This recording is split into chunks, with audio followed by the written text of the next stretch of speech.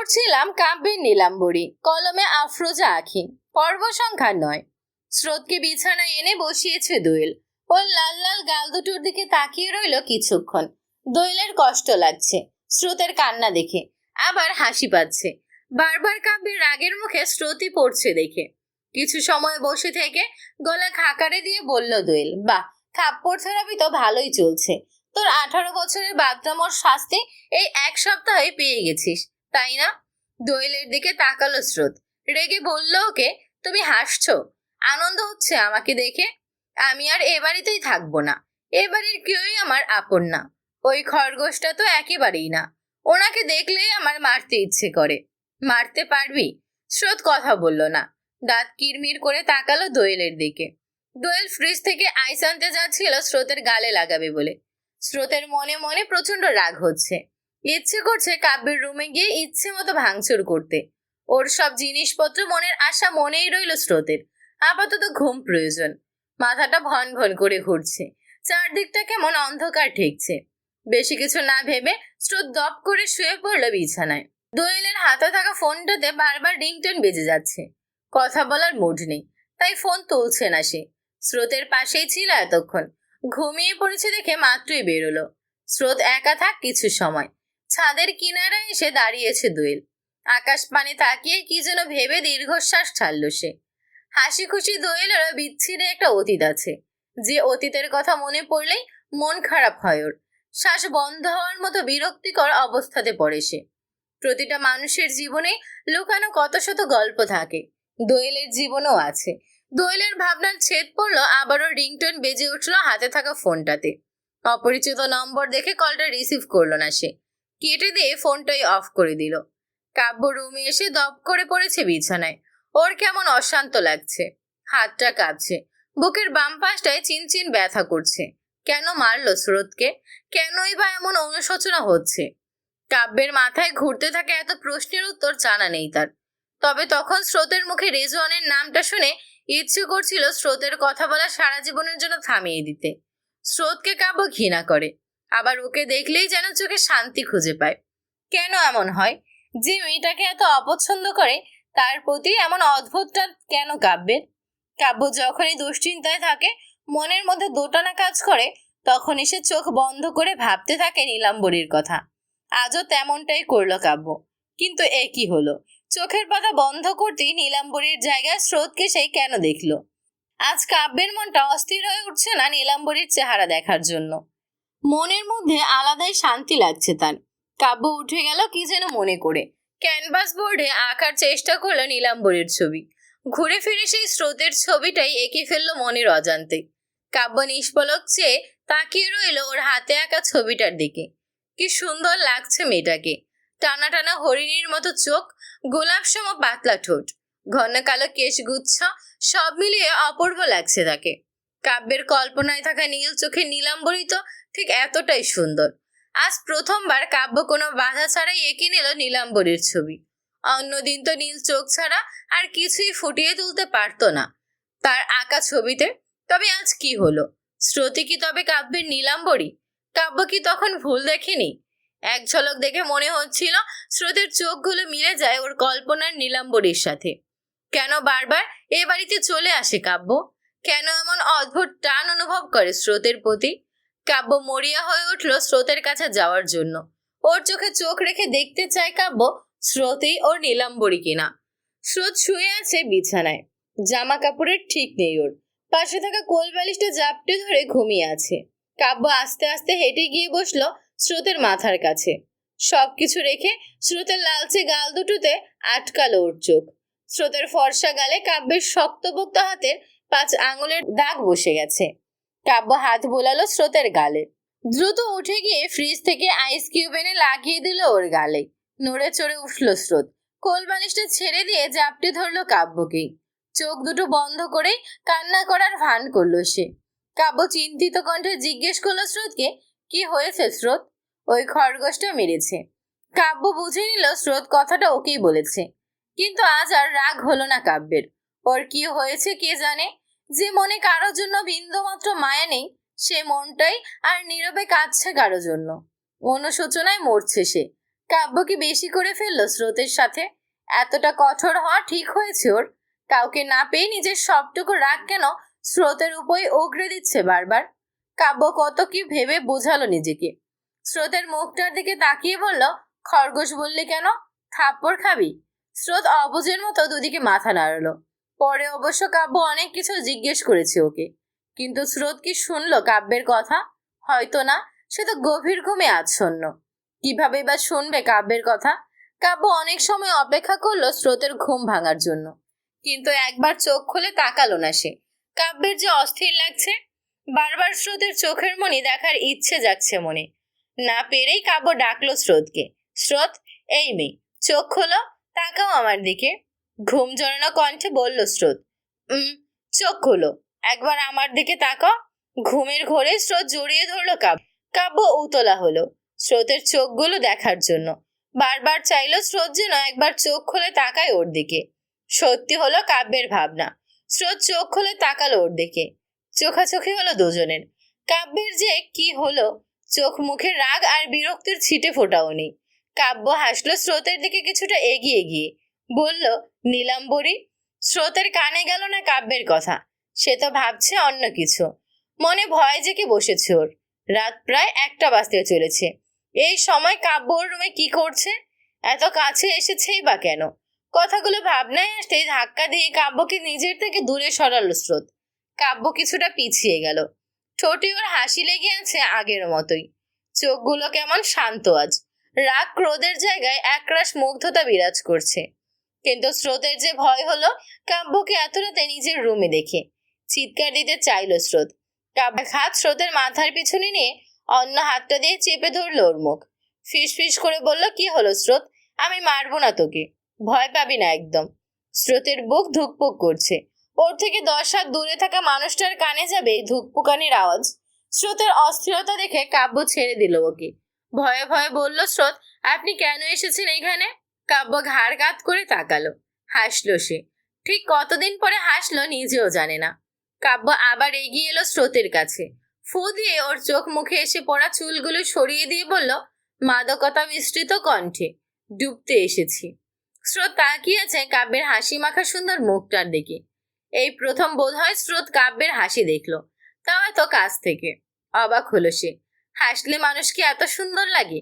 অন্যদের কেমন লাগে জানে না স্রোত, কিন্তু ওর কাব্য ভাইকে যে অনেক সুন্দর লাগে। অন্ধকার আকাশে চাঁদের মতো চিকচিক করছে যেন।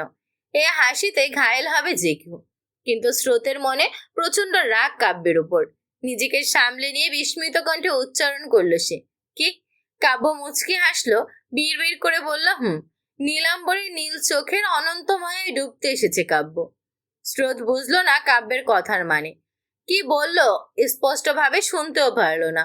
স্রোতের দরজার সামনে তখন সাবরিনা বেগম দাঁড়িয়েছিলেন। দেখতে এসেছিলেন স্রোত ঘুমিয়েছে কিনা, কিন্তু এখানে এসে যা দেখলেন তার জন্য প্রস্তুত ছিলেন না সাবরিনা বেগম। কাব্য আর স্রোতকে এই অবস্থায় মোটেও আশা করেননি তিনি। কাব্য বুঝদার, সে ঠিক ভুল বুঝে, কিন্তু স্রোত যে অবুঝ, মনটা ওর এখনো বাচ্চাদের মতো। তবে কি স্রোতের সুযোগ নিচ্ছে কাব্য? যে মেয়েকে নিয়ে তার এত সমস্যা, তার রুমে মাঝরাতে আসতে হলো কেন? সাবরিনা বেগমের পছন্দ হলো না বিষয়টা। বড় বড় পা ফেলে স্রোতের রুমে ঢুকলেন তিনি। কাব্যের ঠিক সামনে গিয়ে দাঁড়ালেন, ধমক দিয়ে বললেন, কি হচ্ছে এখানে? ফুপির কণ্ঠস্বর কানে আসতে কেঁপে উঠল স্রোত। হাতের বাঁধন আলগা করলো কাব্য। স্রোত দ্রুত সরে গেল কাব্যের থেকে কিছুটা দূরে। বিছানা থেকে উঠে গিয়ে এক পাশে দাঁড়ালো চুপটি করে। কাব্য বেডের বোর্ডের সাথে হেলান দিয়ে বসলো। অপলক চোখে তাকিয়ে রইল তার নীলাম্বরীর দিকে, যেন কিছুই হয়নি এমন হাব ভাব কাব্যের। সাবরিনা বেগমের কপালে ভাঁজ পড়ল। বিরক্তির রেখা ফুটে উঠল চোখ মুখে। কাব্যের এখন আচরণেই যে ওনার ভাবভঙ্গি পরিবর্তন হয়েছে তা যে কেউ দেখলেই বোঝা যাবে। সাবরিনা বেগম রাগান্বিত স্বরে বললেন স্রোতকে, তোমাকে এখানে থাকতে হবে না স্রোত, দোয়েলের রুমে গিয়ে ঘুমিয়ে পড়ো। বাধ্য মেয়ের মতো ফুপির কথা শুনে চলে গেল স্রোত। কাব্য তাকিয়ে রইল ওর যাওয়ার পানে। কাব্য আজ ভীষণ খুশি। ওর ঠোঁটের কোণে লেগে থাকা হাসি বলে দিচ্ছে তা। কাব্য আজ হেসেছে, অনেকদিন পর হেসেছে। ওর আম্মু চলে যাওয়ার পর কাব্যের মুখে হাসিও হারিয়ে গেছে। কাব্য এত কঠোর ছিল না আগে। ওর আম্মু চলে যাওয়া আর পরিস্থিতি বাধ্য করেছে এত কঠোর হতে। আজ কাব্যের হাসির কারণ নীলাম্বরীর দেখা পাওয়া। কাব্যের জীবনে তার কল্পনার পড়ে এসেছে। কাব্যের সাদা কালো জীবন রাঙিয়ে দিতে নীলাম্বরীর আগমন ঘটেছে। রঙিন প্রজাপতির মতো বাইরে গিয়ে খোলা আকাশ পানে তাকিয়ে চিৎকার করে কাব্যের বলতে ইচ্ছে করছে কথাগুলো। সাবরিনা বেগমের কথায় ভাবনার জগৎ থেকে বেরোলো কাব্য। তুমি ঠিক কি চাইছো কাব্য? কাব্য উঠে এসে দাঁড়ালো সাবরিনা বেগমের সামনে। সোজা সাপটা উত্তর, আপনার ভাইজিকে। চোখে মুখে বিস্ময় সাবরিনা বেগমের। কাব্যের মুখে মাত্রই কি শুনলেন উনি? কাব্য স্রোতকে চাইছি। কিভাবে সম্ভব কাব্যের মুখে এমন কথা? বিস্ময়ের চূড়ান্ত সীমায় গিয়ে বললেন সাবরিনা বেগম, কি তুমি ঠিক আছো কাব্য? ভেবে বলছো এসব? আমি একদম ঠিকঠাক আছি, আর যা বলছি ভেবেই বলছি। স্রোতকে আমার প্রয়োজন। স্রোত একটা বাচ্চা মেয়ে, ও নিষ্পাপ। তুমি কি কোনোভাবে আমার রাগ ওর উপর মেটাতে চাইছো? তুমি জেনে বুঝে এসব করছো তাই না? স্রোতকে নিজের ফাঁদে ফেলছো তুমি। কাব্য হাসলো। এই হাসির কারণ অজানা সাবরিনা বেগমের কাছে। উনি কিছু বলতে নিলে হাত উঁচিয়ে থামিয়ে দিয়ে বলল কাব্য নিজে, অত কিছু জানি না, শুধু জানি আমার স্রোতকে লাগবে। স্রোতকে লাগবে মানে স্রোতকেই লাগবে। আপনার মতো ছোটখাটো ঝড় তুফান কাব্যকে আটকাতে পারবে না। সাবরিনা বেগমের রাগ বাড়ল তরতর করে। মুখে মুখে কাব্যের এমন তর্কে বিরক্ত হচ্ছেন উনি। চোখ মুখ শক্ত করে বললেন কাব্যকে, তোমার মতো বদমেজাজি ছন্ন ছাড়া বাউন্ডুলের ছেলের হাতে আমি কখনোই স্রোতকে তুলে দেব না কাব্য। কাব্য হেসে উঠল আবারও। চোখ রাঙিয়ে তাকালো সাবরিনা বেগমের দিকে। ধারালো গলায় বলল, ওনাকে দিতে হবে না মিসেস মাহাতাব, স্রোত নিজেই আসবে। আর আপনিও আমার হাতে পায়ে ধরে কান্নাকাটি করবেন ওকে বিয়ে করে নেওয়ার জন্য। কাব্য চলে গেল কথাটা বলেই। ভ্রু কুচকে ওর যাওয়ার পানে তাকিয়ে রইলেন সাবরিনা বেগম। কাব্যকে তিনি যথেষ্ট স্নেহ করেন, ঠিক দোয়েল ধ্রুবের মতোই, কিন্তু স্রোতকে কাব্যের পাশে মানতে পারছেন না। স্রোতের আম্মু আব্বুকে তিনি কথা দিয়েছেন ওকে আগলে রাখবেন মরার আগ পর্যন্ত। কাব্য যে নিষ্ঠুর, দয়া মায়া কম ওর মধ্যে। স্রোতকে সে কষ্ট দেবে সর্বক্ষণ। খুপি হয়ে ভাইজিকে আগুনের দিকে ঠেলে দেবেন কি করে? সাবরিনা বেগম চোখের চশমাটা ঠেলে পেছনের দিকে সরিয়ে দিলেন। গট গট করে হেঁটে চলে গেলেন নিজের রুমে। অপেক্ষা করলেন সকাল হওয়ার। সকাল হলেই সুন্দর একটা শাড়ি পরে রেডি হয়ে নিচে এসেছে স্রোত। আজ ওর কলেজ নেই, আর কলেজ না থাকলে এত সকালে ওঠেও না। তবে আজও উঠলো ফুপির ডাকাডাকিতে। উনি স্রোতের হাতে সুন্দর একটা শাড়ি ধরিয়ে দিয়ে পরে আসতে বললেন নিচে। স্রোত বাধ্য মেয়েটির মতো শুনলো ফুপির কথা। নিচে নামতেই চোখ পড়লো সোফায় বসে থাকা রেজওয়ানের দিকে। তাকিয়ে আছে স্রোতের চোখ বরাবর। রেজওয়ানের পাশে ওর আম্মু আর বাড়ির বাকিরা বসে আছেন। হাসি মুখ করে স্রোতকে কাছে রাখলেন সাবরিনা বেগম। স্রোত ওনার কথা মতো গিয়ে ফুপির পাশে বসলো। প্রায় অনেকক্ষণ সবার সাথে কথা বলে স্রোতকে জিজ্ঞেস করলেন সাবরিনা বেগম, তোমাকে আমি রেজওয়ানের সাথে বিয়ে দিতে চাইছি। স্রোত, তোমার কি কোনো আপত্তি আছে? স্রোত কি বলবে বুঝলো না। রেজওয়ান ছেলেটা দেখতে শুনতে মাশাআল্লাহ, ভালো লাগবে যে কারোরই, কিন্তু স্রোতের মনে যে অন্য কারোর বসবাস। নিজের অজান্তেই সে মন দিয়ে বসেছে অন্য কাউকে। কথাগুলো ভেবে নিজেই বিরক্ত হচ্ছে স্রোত। না না, সে ভালোবাসে না কাউকে। ফুপির পছন্দকেই প্রাধান্য দেবে সে। যতই হোক উনি খাইয়ে পড়িয়ে বড় করেছেন স্রোতকে। ওনার কাছে আর এ বাড়ির প্রতি যে অনেক ঋণ স্রোতের। ফুপির কথা অমান্য করবে কি করে? স্রোত একবার সবার দিকে তাকালো, পরে আবার সাবরিনা বেগমের দিকে তাকিয়ে ডানে বামে মাথা নাড়ল। খুশি হলেন সাবরিনা বেগম। ভাইজির উত্তর এমনটাই হবে জানা ছিল ওনার। তবুও বললেন রেজওয়ানের সাথে আলাদা করে কথা বলে নিতে। রেজওয়ান চাইলো এমনটাই, কিন্তু স্রোত আলাদাভাবে কথা বলতে চাইছে না এই মুহূর্তে। সকলেই ভেবে নিলেন মেয়ের লজ্জা করছে।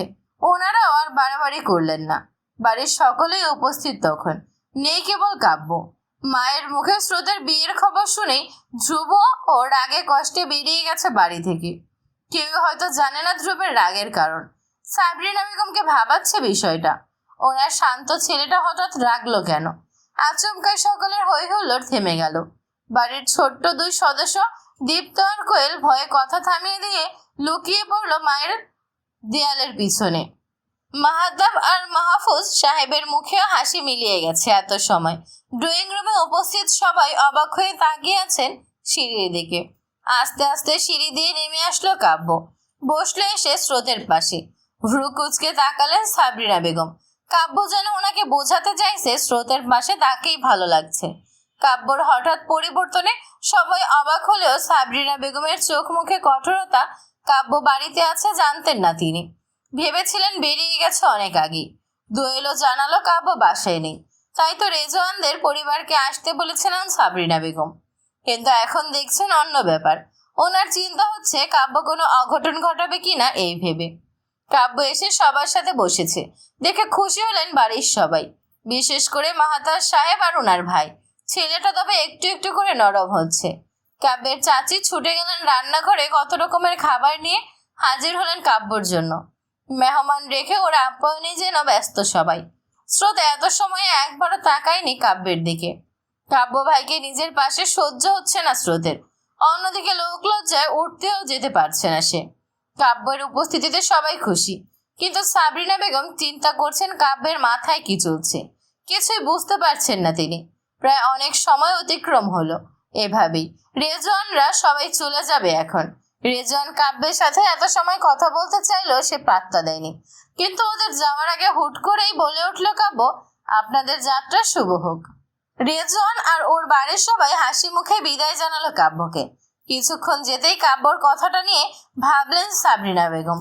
কেঁপে উঠল ওনার ভিতরটা। কাব্য কি বোঝালো এই কথাটা দিয়ে? দৌড়ে বেরিয়ে গেলেন তিনি রেজওয়ানদের আটকাতে, কিন্তু ওদের গাড়িটা বাড়ির সীমানা পেরিয়ে চলে গেছে অনেক আগে। গুনগুনিয়ে গান গেয়ে কেউ এসে দাঁড়িয়েছে সাবরিনা বেগমের পাশে। উনি তাকাতেই রাগে টইটুম্বর করা চোখ দুটো নিয়ে তাকালো সে। বলল, সাবরিনা বেগমকে ভয় পেলেন? ট্রেলার দেখেই আপনি এত ভয় পাচ্ছেন, পুরো মুভি দেখলে কি হবে? ভড়কালেন সাবরিনা বেগম। কাপা কাপা কণ্ঠে জিজ্ঞেস করলেন কাব্যকে, কি চাইছো তুমি? কাব্য বাঁকা হাসলো। চলে যেতে যেতে বলল, আমার নীলাম্বরীকে চাই, জ্বালিয়ে পুড়িয়ে শেষ করে দেওয়ার জন্য হলেও চাই। সাবরিনা বেগম শুনলেন না কাব্যের বলা কথা। ছাদে দাঁড়িয়েছিল স্রোত, সে দেখলো সবটাই। কাব্য বাইকে বসে আছে। বাইকটা স্টার্ট দিয়ে গেটের সামনে গিয়ে কি যেন ভেবে দাঁড় করিয়ে বাইকটার মাথার হেলমেট খুলে হাতে নিয়েছে। মাথাটা ঘুরিয়ে তাকিয়ে ছাদের দিকে, ঠিক স্রোতের চোখ বরাবর। রক্তলাল চোখ দুটো নিয়ে স্রোতের চোখের দিকে তাকিয়েছিল কাব্য। মুখে ছিল রাগের আভাস। স্রোত ওদের সামনে তখন সেজেগুজে গেল বলেই হয়তো কাব্যের এত রাগ। স্রোত ভয় পেল। শুকনো ঢোক গিলে পা চালিয়ে চলে যেতে চাইল সে। শুকনো ঢোক গিললে পা চালিয়ে চলে যেতে চাইল সে, কিন্তু পা দুটো নাড়াতেই পারছে না কোনোভাবে। কাব্যের চোখের ধারালো চাহনি কাঁপুনি ধরিয়ে দিচ্ছে স্রোতের শরীরে। কিছুক্ষণ যেতেই কাব্যের চোখ মুখ জমে থাকা রাগ সরে গেল। নীলাম্বরীর চাহনি শান্ত করে দিল তাকে। মুচকি হাসলো, বাইক স্টার্ট দিয়ে চলে গেল বাড়ির সীমানা পেরিয়ে। রেজওয়ানের গাড়িটা অ্যাক্সিডেন্ট হয়েছে, আর একটুর জন্যই খাদে পড়ে যাচ্ছিল গাড়িটা। ভাগ্য সহায় ছিল তাই বেঁচে গেছে, তবে ওর আম্মু আর বোনের মাথায় আর হাত পায়ে ব্যথা লেগেছে। রেজওয়ানের মাথায়ও আঘাত লেগেছে। তরল তাজা রক্ত গড়িয়ে পড়েছে মাথা আর থুতনি থেকে। লোকজন জড়ো হয়েছে জায়গাটাতে। নিজের মা বোনকে বাঁচাতে কোনো মতে গাড়ি থেকে নামলো রেজওয়ান। তখনই দেখলো ওদের পাশ দিয়ে কাব্য যাচ্ছে বাইক চালিয়ে। মাথায় প্রশ্ন আসলো রেজওয়ানের, কাব্য কি ওদের দেখেনি? এত কাজ দিয়ে যখন যাচ্ছে হয়তো দেখেছে, তাহলে সাহায্য করলো না কেন? কথাগুলো ভেবে পরক্ষণে আবার ভাবলো রেজওয়ান হয়তো কাব্য দেখেনি ওদের, দেখলে অবশ্যই সাহায্য করতো এসে। ভাঙালিয়ানার মোড়ানো সুন্দর একটা ক্যাফেতে এসে বসেছে কাব্য আর ওর বন্ধুরা। কাব্যের সামনে বসে থাকা রাহুল, স্নিগ্ধ আর লিয়া জুসের গ্লাসে থাকা স্ট্র মুখে নিয়ে এমন ভাবে বসে আছে যেন এখনো অনেকটা বাকি, অথচ গ্লাসে এক ফোঁটা জুসও নেই। ওরা চাইছে কোনোভাবেই কাব্যের চোখের সাথে চোখ না মিলুক। চুরি করে ধরা পড়ার মতো হাবভাব ওদের। কাব্য সেদিন হুট করে সিদ্ধান্ত নিয়েছিল সে দেশে আসবে। আমেরিকাতে রাহুল আর কাব্যের ফ্ল্যাটের দূরত্ব খুব একটা বেশি না। রাহুল কোনোভাবে জেনে গিয়েছিল কাব্যের দেশে আসার বিষয়টা। বাধা নিষেধ না মেনে সেও চলে এসেছে ওর সাথে। কিন্তু ওদের বাকি বন্ধু লিয়া, ইথিকা আর স্নিগ্ধ রয়ে গিয়েছিল আমেরিকাতে। ওর বাসায় গিয়ে তন্ন তন্ন খুঁজেও যখন ওকে পেল না, রাহুলের সাথে কথাবার্তা বলে কাল রাতের ফ্লাইটে স্নিগ্ধ আর লিয়াও চলে এসেছে। নানা সমস্যার কারণে আটকে গেছে ইথিকা। রাহুল তো কত কি করে হাতে পায়ে ধরে আসলো কাব্যের সাথে, কিন্তু লাভের লাভ কিছুই হলো না। কাব্য প্রথম 2-3 দিন ওকে সহ্য করলেও পরে আর পাত্তা দেয়নি, নিজের ফ্ল্যাটেও জায়গা দেয়নি। অভিমান হয়েছিল রাহুলের। সে চলে গিয়েছিল নিজের বোনের বাসায়। সামনে বসে থাকা 3 বন্ধু ভীত ভীত চাহনি দেখে জিজ্ঞেস করলো কাব্য, সমস্যা কি তোদের? স্নিগ্ধ আর রাহুল তো চুপই রইল। পরিস্থিতি সামাল দিতে পাল্টা প্রশ্ন করলো লিয়া, তোর সমস্যা কি? কোথায় আটকে ছিলে এত সময়? কাব্যর প্রথমে উত্তর না দিয়ে চুপ করে বসে রইল। মুখটা ওর সব সময়ের মতো গম্ভীর। লিয়া ভাবলো এক্ষুনি লোক ভর্তি ক্যাফেতে ওকে ধমক দিয়ে উঠবে কাব্য, কিন্তু তার কিছুই হলো না। কিছুক্ষণ না যেতেই ঠোঁটের কোণে এক ফালে হাসি ফুটিয়ে বলল কাব্য, ওহো, কাব্য কোথাও আটকায় না, নীলাম্বরে নীল চোখ ছাড়া। কাব্যকে আটকানোর ক্ষমতা এই পৃথিবীতে আর কারো নেই। ভাবক দৃষ্টিতে কাব্যের মুখপানে তাকিয়ে রইল লিয়া। ওর কথা শেষ হওয়ার সাথে সাথেই প্রশ্ন করলো কাব্যকে, নীলাম্বরীটা কে? আমাদের কাব্য প্রেমে পড়েছে এটাও সম্ভব? রাহুল গাঁটটা মারল লিয়ার মাথায়। লিয়া চোখ গরম করে ওর দিকে তাকালেই বলল, অসম্ভবকে সম্ভব করাই আমাদের কাব্যের কাজ। কাব্য হুট করে উঠে দাঁড়ালো। হাতে থাকা বাইকের চাবিটা ঘোরাতে ঘোরাতে গুনগুনিয়ে গান গেয়ে চলে গেল সে। পিছু নিল বাকি 3 জনও। পেরিয়ে গেছে আরো 2 দিন। বাড়িতে বিয়ের তোড়জোড় চলছে। স্রোতের সাথে রেজওয়ানের বিয়ে ঠিক হয়েছে। স্রোত 18 পেরিয়েছে কিছুদিন আগেই।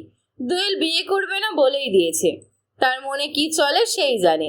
সাবরিনা বেগম কথা বলেন না মেয়ের বিয়ে নিয়ে, কিন্তু ভাইজির বিয়ে নিয়ে ওনার অনেক চিন্তা। রেজওয়ানের মতো ছেলে নিজে বিয়ের প্রস্তাব দিয়েছে। সাবরিনা বেগম হাতছাড়া করতে চান না এমন ভালো পাত্র। তার উপর আবার কাব্যের উগ্র আচরণে চিন্তিত উনি। কখন কি অঘটন হয়ে যাবে বলা যায় না। স্রোত আজ কলেজে গেছে অনেক দিন পর। ফেরার কথা ছিল আরো আগে, কিন্তু বেশ অনেকক্ষণ হলো সে ফিরছে না। চিন্তায় চিন্তায় অস্থির সাবরিনা বেগম। বারবার মনে হচ্ছে কোনো অঘটন ঘটল না তো। কাব্য তো বাড়ি ফেরেনি এই 2-3 দিন একবারও। ধ্রুবকে ডেকে আনলেন সাবরিনা বেগম। গাড়ি বের করতে বললেন ওকে। খবর দিলেন রেজওয়ানকেও। স্রোতের কলেজে যাওয়া ছাড়া আর কোনো উপায় দেখছেন না তিনি। কাব্যের সাথে দীপ্তর ভালোই ভাব হয়েছে। কাব্য ওকে টুকটাক টাকা দেয়, আর দীপ্ত গরম গরম করে বলে দেয় প্রতিদিন বাড়িতে কি হয় না হয়। আজও দীপ্ত কল দিল কাব্যের নাম্বারে। কাব্য তখন ঘুমিয়েছিল নিশ্চিন্তে। বারবার ফোনের রিংটোন বাজায় বিরক্ত হলো সে। চোখ খুলে হাতে নিল ফোনটা। কল রিসিভ করে কানে নিতেই কেউ বলে উঠল, একটা খবর আছে ভাইয়া। ঘুম জড়ানো কণ্ঠেই বলল কাব্য, কি খবর? খবরটা কাজের না হলে আমি তোকে মেরে তক্তা বানাবো। আরে না, খবরটা কাজের। সিনিয়রকে খুঁজে পাওয়া যাচ্ছে না। তড়িৎ গতিতে চোখ দুটো খুলে তাকালো কাব্য। কি শুনলে এক্ষুনি?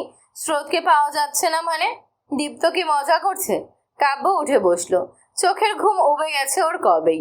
দীপ্তকে শক্ত কণ্ঠে বলল কাব্য, মজা করছিস? কাব্যের সাথে মজা করার শাস্তি জানিস? জ্যান্ত কবর দিব তোকে। দীপ্তর হাত কাঁপছে। ভয় লাগছে কাব্য ভাইয়ের আমার রাগ মিশ্রিত কণ্ঠ শুনে। নিজেকে স্বাভাবিক করে ভয়ে ভয়ে বলল দীপ্ত, আল্লাহর কসম সত্যি বলছি, 1টার দিকে ফেরার কথা ছিল, এখন 4টা বাজতে চলেছে। কাকি একটু আগে ধ্রুব ভাইয়াকে নিয়ে স্রোত আব্বুর কলেজে গেলেন। ফোনটা কেটে দিল কাব্য। দ্রুত বিছানা থেকে উঠে শার্টটা গায়ে জড়িয়ে বেরিয়ে গেল রুম থেকে। রাহুল তখন ড্রয়িং রুমে বসে মুড়ি মাখা খাচ্ছিল আর টিভি দেখছিল। পাশেই বসেছিল লিয়া আর স্নিগ্ধ। কাব্য কিভাবে হন্তদন্ত হয়ে ছুটে যেতে দেখে চিন্তিত হলো সবাই। রাহুল স্নিগ্ধ আর লিয়াকে বসতে বলে কাব্যের পিছু নিল। কাব্য ওর বাইকটা স্টার্ট দিয়েছে। মিনিটের মধ্যেই তুফানের বেগে চলে গেছে ফ্ল্যাটের সীমানা পেরিয়ে। রাহুলের কাছে কাব্যর গাড়ির চাবি ছিল। সেও পার্কিং এরিয়া থেকে গাড়িটা বের করে কাব্যের বাইকের পিছু নিল সাথে সাথে। স্রোত পড়ে আছে সাদা ধবধবে বিছানায়। নিভু নিভু চোখে তাকালেই রোহনকে দেখল সে। সেদিন কাব্য যাকে মেরেছিল, যে ছেলেটা সবসময় বিরক্ত করে স্রোতকে, স্রোতের ভেতরটা কেঁপে উঠল। ওর মন বলছে খারাপ কিছু হতে চলেছে। রোহন শার্টের বোতামে হাত চালাতে চালাতে এগিয়ে আসছে স্রোতের দিকে। ঠোঁটের কোণে শয়তানি হাসি টেনে বলছে বারবার, আজ তোকে কে বাঁচাবে স্রোত? তোর ওই কাব্য ভাই আমাকে মেরেছিল না, আমি আজ তোকে মেরে তার শোধ তুলব। খেয়ে দেওয়া মাল দ্বিতীয়বার পাতে তুলবে না তোর ওই কাব্য ভাই। স্রোত পিছিয়ে যাচ্ছে। পিছুতে পিছুতে ওর পিঠ ঠেকে গেছে দেয়ালের সাথে। ওর মাথাটা ভার হয়ে আছে। মনে হচ্ছে নেশা জাতীয় কিছু খেয়েছে মাত্রই। চোখে ঝাপসা দেখছে স্রোত। রোহানের জায়গায় বারবার কাব্যকেই দেখছে সে। ওর শরীরে শক্তি নেই। যতটুকু যা মনে পড়ছে তখন কলেজের গেট পেরোনোর সময় কেউ এসে মুখে রুমাল চেপে ধরেছিল ওর। ওই সময়টাতে রাস্তাঘাটে মানুষের চলাচল থাকে কম। কিছু বুঝে ওঠার আগে স্রোতকে জোর করে গাড়িতে তুলে নেয় লোকটা।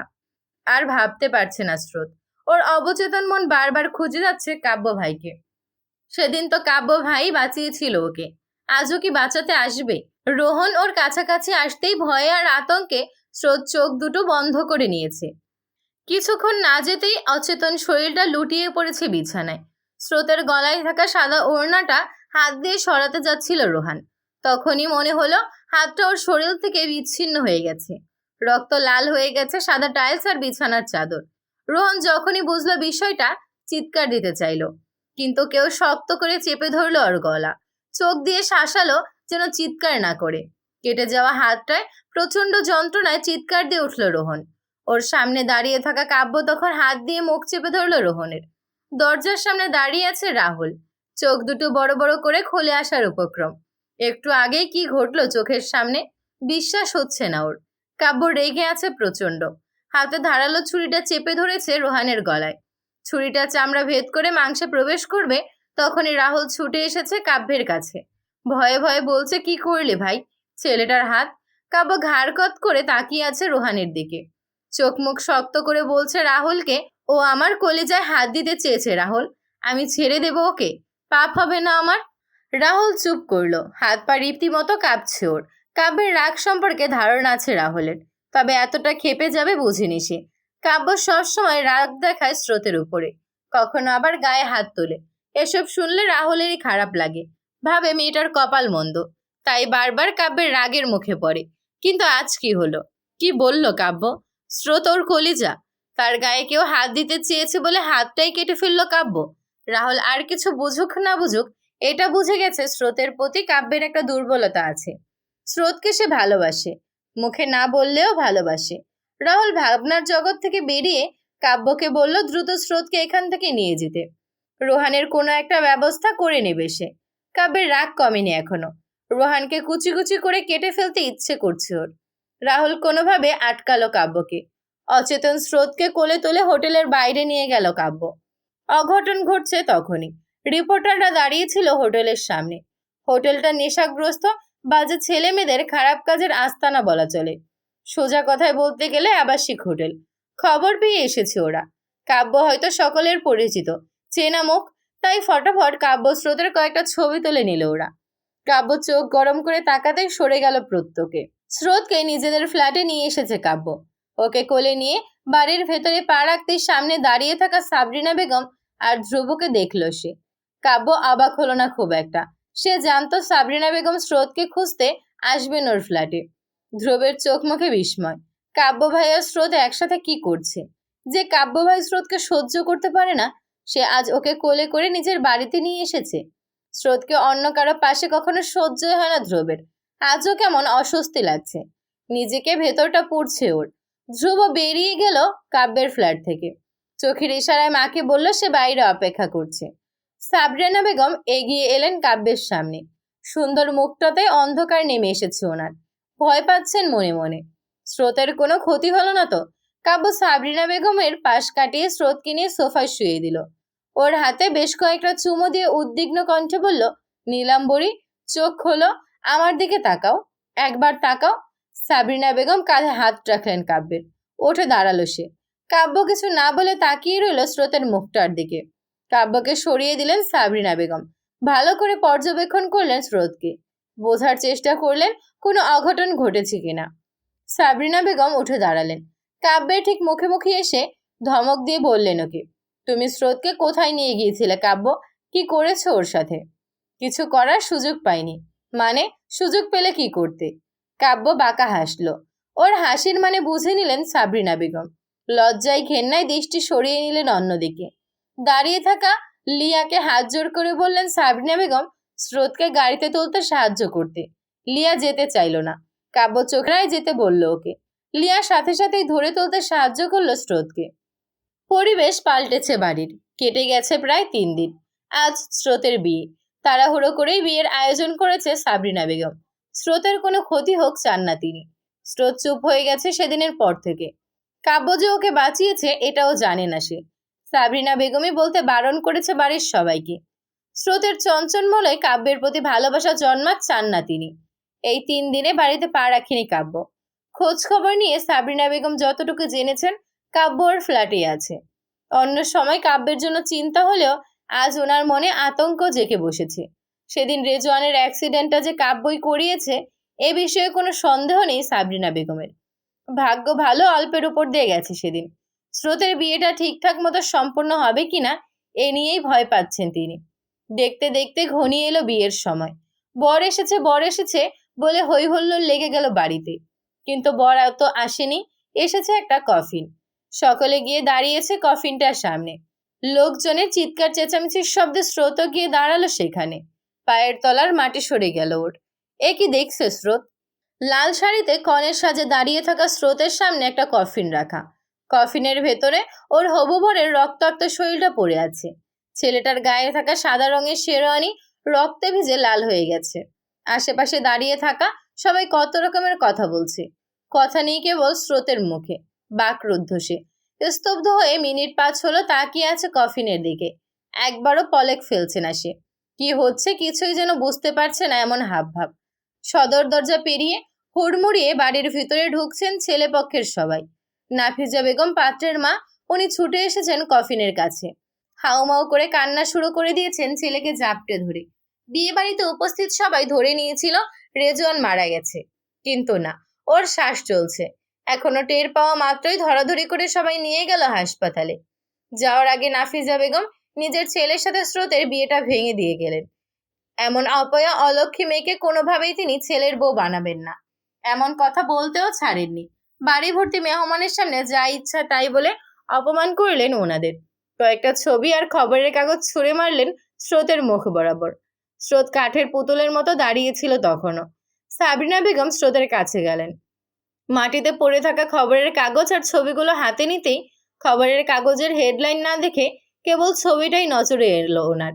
চোখ দুটো বড় বড় হয়ে এলো সাবরিনা বেগমের। কেঁপে উঠল বীরত্বটা স্রোতের। কাব্যের এতটা কাছাকাছি, তাও এমন একটা বাজে জায়গা। ব্যাপারটা মেনে নিতে পারলেন না তিনি। তবে কি সেদিন ভুল ভাবেননি সাবরিনা বেগম? কাব্য স্রোতকে কোথাও নিয়ে গিয়েছিল। স্রোত কি ঠিক আছে? হয়তো না। কথাগুলো ভেবে দপ করে সোফায় বসে পড়লেন সাবরিনা বেগম। বিয়ে বাড়ির হই হুল্লোড় থেমে গেল। সকলের মুখে চিন্তার ছাপ। ধ্রুব বাড়িতে নেই, স্রোতের বিয়ের কোনো আয়োজনই ছিল না সে। দোয়েল, কোয়েল আর দীপ্তকে নিয়ে দাঁড়িয়ে আছে একপাশে। দীপ্তর হাতে স্রোত কাব্যের একটা ছবি। ছবিটার দিকে বারবার তাকাচ্ছে আর বলছে সে, কি সাংঘাতিক ব্যাপার স্যাপার। কট খেলে মানুষ এমন সুন্দর পোজ দিয়ে ছবি তুলে বুঝি? দোয়েল চোখ গরম করে তাকালো দীপ্তের দিকে। বলল, কে এসব কি কথাবার্তা দীপ্ত? ধ্রুব শুনলে মারবে কিন্তু। দীপ্ত চুপ করে গেল আপাতত। তাকে বাড়িতে কি হয়েছে না হয়েছে সব খবর পৌঁছতে হবে কাব্য ভাইয়ের কাছে। কথাটা ভেবেই দীপ্ত চলে গেল সবার মাঝখান থেকে। উপস্থিত অনেকেই বললেন সেদিন কাব্য আর স্রোতকে ওই নিউজে দেখেছিলেন ওনারা। অনেকেই আবার বললেন এমন একটা জায়গায় বাড়ির 2 ছেলে মেয়ে নোংরামি করতে গিয়েছে জেনেও কিভাবে অন্য ছেলের সাথে স্রোতের বিয়ে দিচ্ছিলেন এই বাড়ির সবাই। ছেলের অন্যায় ঢাকতেই কি তবে এত আয়োজন? কত রকমের কথা শুনিয়ে মেহমানরা সবাই চলে গেল অবশেষে। সাবরিনা বেগম রাগে দুঃখে উঠে গিয়ে চড় বসালেন স্রোতের গালে। এই প্রথম তিনি গায়ে হাত তুললেন ভাইজির। জানেন স্রোত কোনো অন্যায় করতে পারে না, তবুও যে ওনার রাগ লাগছে। কান্না করতে করতে বললেন, সাবরিনা বেগম, এই দিন দেখার জন্য আমি তোকে খাইয়ে পড়ে বড় করেছি স্রোত। এভাবে চুনকালি মাখালি তুই আমার মুখে। স্রোত পাথরের মতো দাঁড়িয়ে আছে, এত কিছু নিতে পারছে না সে। স্রোত দৌড়ে চলে গেল নিজের রুমে। পিছু পিছু গেল দোয়েল আর কোয়েল, সাথে দীপ্তের আম্মু। সাবরিনা বেগম আরও গিয়ে বসলেন সোফায়। পাশেই দাঁড়িয়ে থাকা মাহতাব সাহেবকে বললেন, আমার মেয়েটার কি হবে? ওকে এবার কে বিয়ে করবে? আপনার ছেলে ওর গায়ে কলঙ্ক লাগিয়েছে, আমি কি করে মুছবো এই কলঙ্ক? মাহতাব সাহেবের শরীরটা খারাপ লাগছে। কাব্য এমন কিছু করেছে বিশ্বাস হচ্ছে না ওনার। বাড়ির বড়রা ছাড়া কেউই উপস্থিত নেই এখানে। সবাই মিলে সিদ্ধান্ত নিলেন কাব্যের সাথে স্রোতের বিয়ে দিবেন। কিন্তু কাব্য যে কারো কথা শুনবে না। নিজের মন চাইলে সে এ বিয়েও করবে না। তাহলে কাব্যকে রাজি করাবেন কি করে? উপায় না পেয়ে রাহুলকে একের পর এক কল দিলেন সবাই মিলে। কাব্যর আগমন ঘটল তখনই। ঠোঁটের কোণে ওর রহস্যময় হাসি। সাবরিনা বেগমের প্রচন্ড রাগ হচ্ছে। ইচ্ছে করছে উঠে গিয়ে চর বসাতে কাব্যের গালে। এত কিছু যে কাব্যই করেছে বুঝতে অসুবিধা হয়নি ওনার। কাব্যকে মাহতাব সাহেব আর ওনার ভাই মিলে কত কি বোঝালেন। কিছু সময় না যেতে রাহুলও আসলো। কিন্তু কাব্য তার সিদ্ধান্তে অনড়। স্রোতকে সে কোনোভাবেই বিয়ে করবে না বলে দিয়েছে। কাব্য চলে গেল নিজের রুমে। যাওয়ার আগে তীক্ষ্ণ দৃষ্টিতে তাকালো সাবরিনা বেগমের দিকে। উনি বুঝে নিলেন কাব্য তার কথা সত্যি প্রমাণ করতে চাইছে। সে চাইছে সাবরিনা বেগম নিজে গিয়ে হাতে পায়ে ধরে বলেন স্রোতকে বিয়ে করে নিতে।